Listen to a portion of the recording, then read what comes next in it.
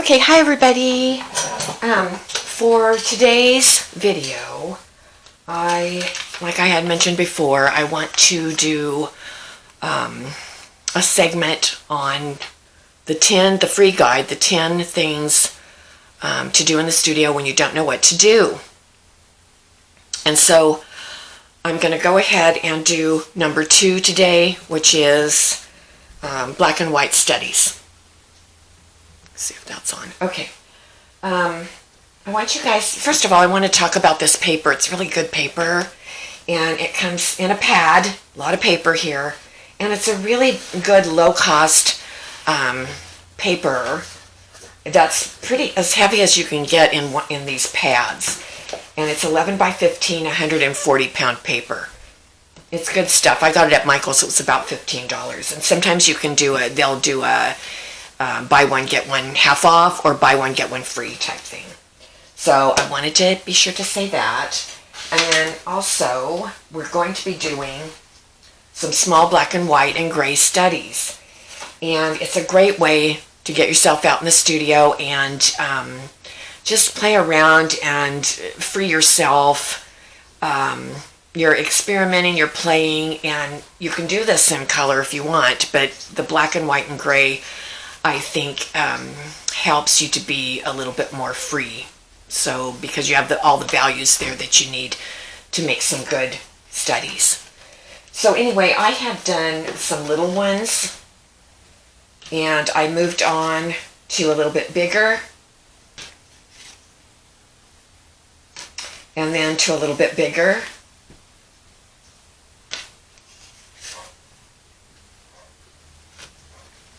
and then to a little bit bigger than that. And these were really fun to do. I think it really helps you to strengthen that design muscle, especially if you use black, white, and gray, because you don't have to worry about color. So you're free to create in your mind. So for today, I'm going to do something a little bit different than what I did here, but I want to do these little teeny weeny minis. And so I want you guys to mark off your paper, your 11 by 15 sheet of paper, like so. And what we're going to do is, once this is marked off like this, we're going to go ahead and turn it around, and we're going to go ahead and paint on as if it's one painting. And then we're going to cut them up and see what we got. So I'm going to go ahead and I've got some markers here and some pencil. I've got my white. The markers are going to be my black, so I'm not going to use black paint. But I've got gray paint. So I've got my gray paint. I've got my white paint, which is my student grade gesso right here. That's what I use for white, Artist Loft. And I'm going to use, I've got a small brush.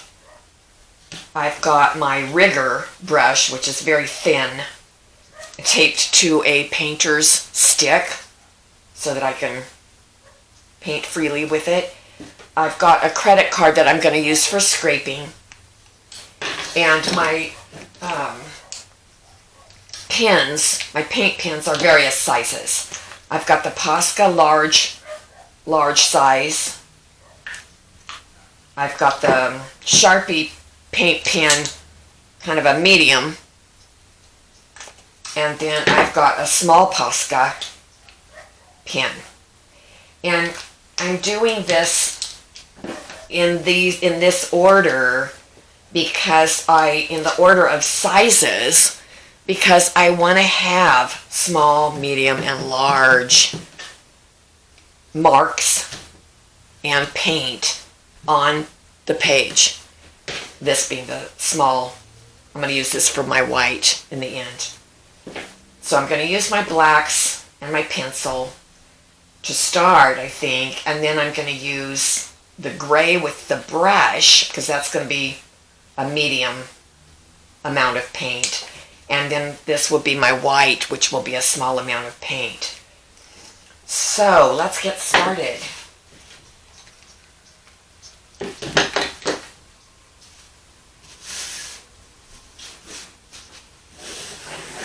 this is the fun part where you can just freely make marks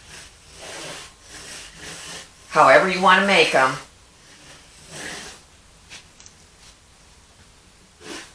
Because our squares are going to be small, you do want to make sure that you make enough marks, because you want to cover the whole thing, okay? And the same when you move towards your markers, your pens. So I'm gonna start with my largest. Yeah, I'm gonna start with my largest. Doesn't matter what you guys want to do, but I'm gonna start with the largest. Ah, this is fun. Oh.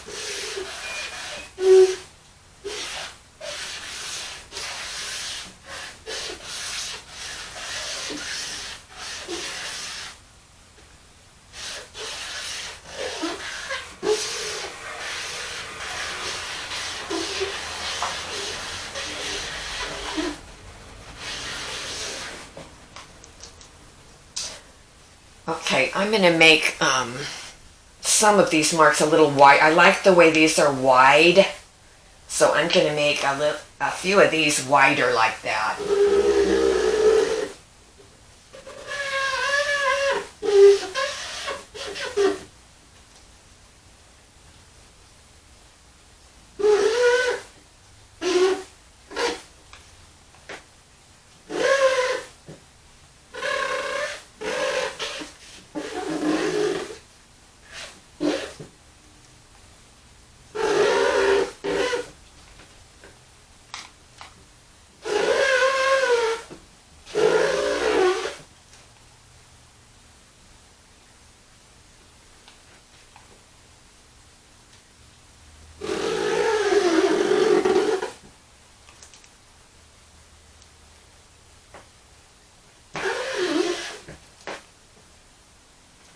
Okay, then I'm going to move on to, I think I might not use the medium black.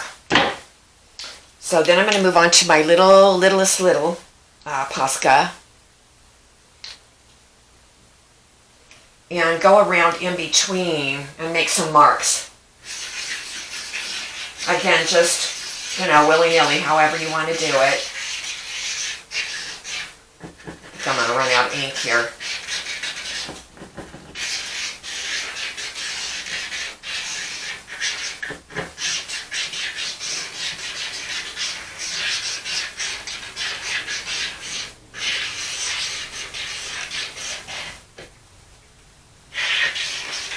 Make sure you cover everything. Okay. Then I'm going to take my gray, squeeze it out.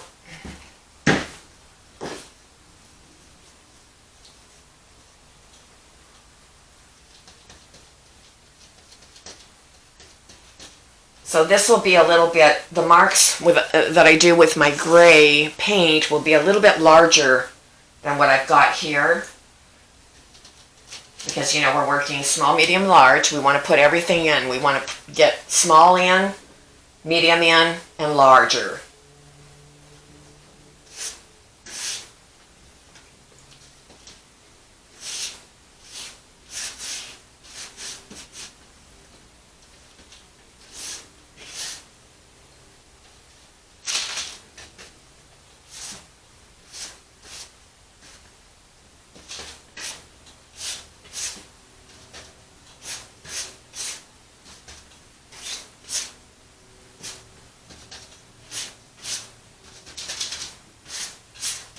Now I'm going to go ahead and scrape into this wet paint.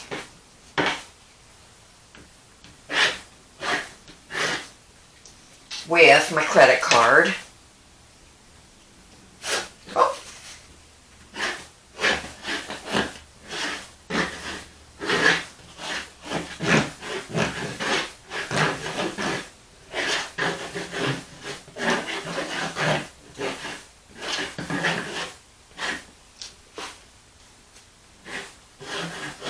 Oh, so fun.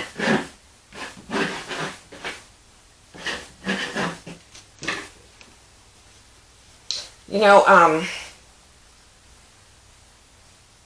don't know that I need to do white. I might not, but I am going to dry this real quick so it can be dry so that we can turn it over and cut the sides up.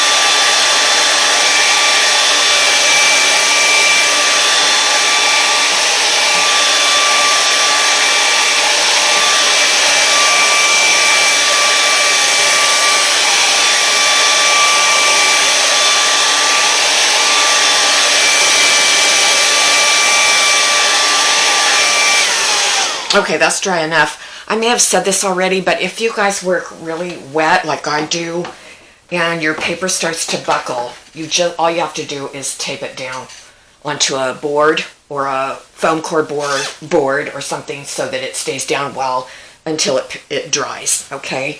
You get my scissors.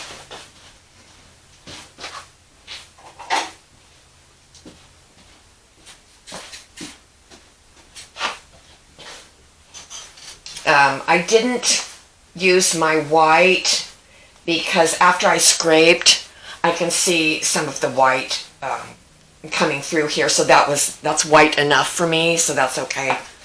So turn it over. This is dry enough. Cut up your squares. Let's see what we got.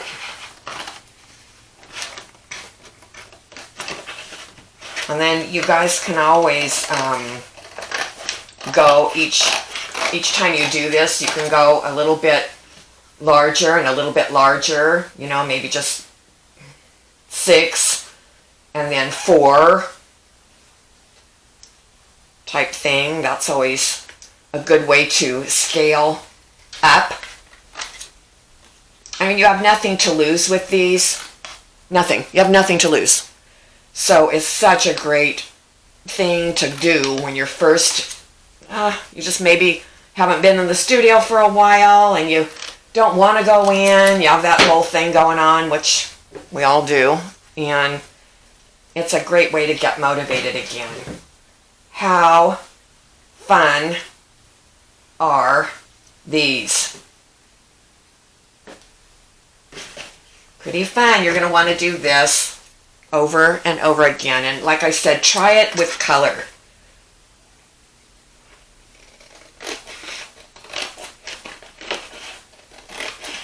This is number 2 on the free guide, 10 things to do in the studio when you don't know what to do.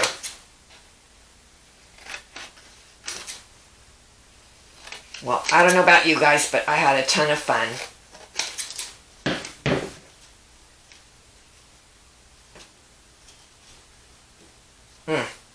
Beautiful.